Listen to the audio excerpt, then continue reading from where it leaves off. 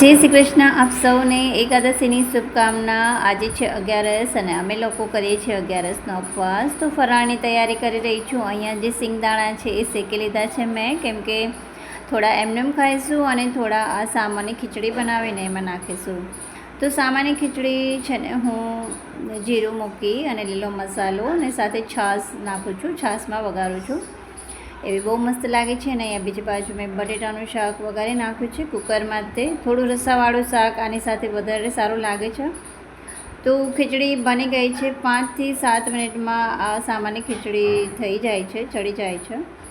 તો બહુ મસ્ત લાગે છે. છાશવાળી તમે ના બનાવતા હોય તો એકવાર જરૂર બનાવજો. મેં રેસીપી વધારે શેર નથી કરી અહીંયા.